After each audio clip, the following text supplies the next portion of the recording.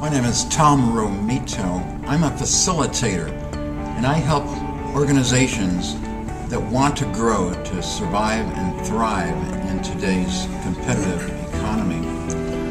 During the period 2003 to 2014, I was the president of the Western Cuyahoga Audubon Society, located on the west side of Cleveland. And I was in the Audubon Society because I'm passionate about the environment and the role of the Audubon in the preservation of habitat for birds and other wildlife.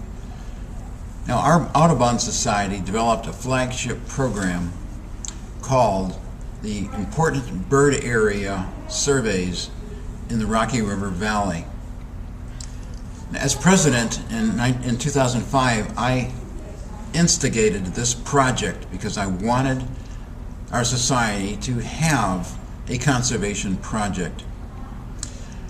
And I was able to marshal about 30 volunteers from the society to participate in this 5-year breeding bird survey in the Rocky River watershed.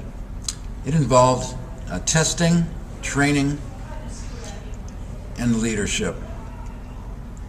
We launched the project in coordination with the Cleveland Metro Parks. It began in the year 2006.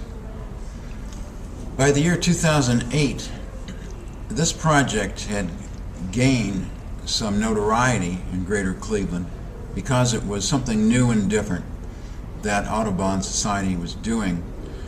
And one person whose attention this project caught was Stan Searles. My friend Stan Searles was working at the zoo at the time, and Stan's with me now, and he instigated a partnership project, a supporting project with us that helped us to raise funds. And Stan, would you please explain what this project was? Well, sure. In this Rocky River Important Bird Area program, one of the things we really needed to do was to get the public involved and interested. Most people don't know what an important bird area is or even know why they should care. So early on, I had the idea of walking the length of the important bird area, which was about 33 miles from Hinckley, Ohio to the Rocky River Marina, walking the length of it on a Saturday for the purposes of raising funds to help support the conservation work, and also to get the word out. This is something people would talk about. If they hear someone's going to be walking 32 miles for something, people ask why.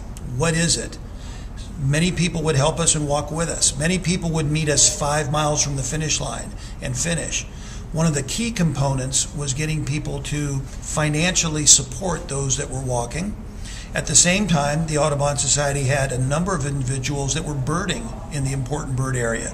They were being supported by people who were donating money for every bird species they would find. Doing these two things in conjunction, we were able to raise a lot of money to support the conservation work, but probably as importantly, if not more so, we got the word out. We got people talking about it. We got people asking about it. And for any conservation program, that is key. And we were very successful, and hopefully these kinds of programs will continue in the future. Stan, thanks very much for explaining the nature of the Ultra Walk. I participated in the Ultra Walk, as you know. I walked many miles alongside you, and you make it sound so easy, Stan, but I want our listening audience to know that the Ultra Walk was not for the faint of heart. When I first did my Ultra Walk, probably 07 or 08, I couldn't complete the whole thing because I wasn't physically prepared. I had to train. In fact, I trained for a couple of years before I actually made the full length. Would you take a few moments and describe what it was like to go the full length of the watershed with a small group of people? How did you motivate us to keep going? Can you tell us about that? Probably the easiest way is generally I was one of the oldest ones walking, and I would make fun of anyone who dared to drop out before me. That generally worked. What I would do is 2 or 3 weeks before the walk, I would start walking during the day. Would do a 3-mile walk, a 5-mile walk. Once or twice, I would do like a 15 or 16-mile walk. Not so much to get in shape, because what we found out was that when you walk 32 miles in an 11-hour time period, what's affected the most is not your knees and not your back, it's the condition of your feet. And generally, if people dropped out, it was from blisters or sore feet. And so I guess I was fortunate. I never had that problem. The next day, I always felt fine. And actually, one of the years, I turned 60 during that weekend. And so what I did is I walked 60 miles in 2 days. And I walked the 32 on Saturday, but I walked 28 the day before. And it can be hard. It does take time. You are tired at the end, but if you're doing it for a reason and doing it for a purpose, that usually gets you through. Well, it sure did, Stan. I must say that I was highly motivated because I knew that it was for the good of the Audubon Society and the good of people who care about habitat in the Rocky River watershed. Now, I want to add that after the ultra walk was over, you and I would spend the next 6 or 9 months going out into the public, talking about this, and we did this primarily to Kiwanis clubs. Over the course of 5 years, I addressed 25 different Kiwanis clubs, and you joined me in a lot of those, where we talked to the attendees at the Kiwanis about why we were doing what we were doing, getting donations, and getting sponsors to sign up to come with us. And to me, that is what helped the Rocky River Important Bird Area project to succeed, because over the course of 5 years, Ultra Walk netted about $1,900 of revenue for Western Cuyahoga Audubon Society, which took care of some of our overhead expenses for doing this breeding bird survey.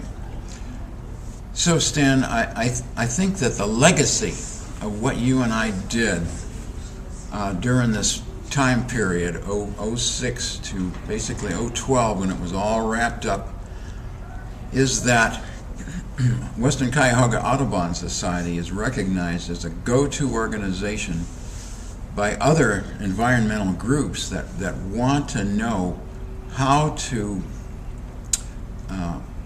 publicize what they're trying to do. And I always tell them, when I address groups, that you have to have a vision. This was a vision that we developed, we got people to support, and that we achieved because it was so important to nature. Any final comments, Steve? Stan? I agree with all that, and fundraising is critical. Certainly, it costs money to do conservation work, but as you mentioned, the key thing is getting the public involved, getting people aware. Most people don't know what an important bird area is. On the whole issue of climate change, most people just really don't know anything about it. They have to be made aware. Generally, people don't want to do harmful things to where they live. They don't want to do harmful things in their community. They have to be taught, and people have to connect to what is harmful and what is beneficial. Generally, people will do that. And so our job is more, as much environmental educators as it is anything else.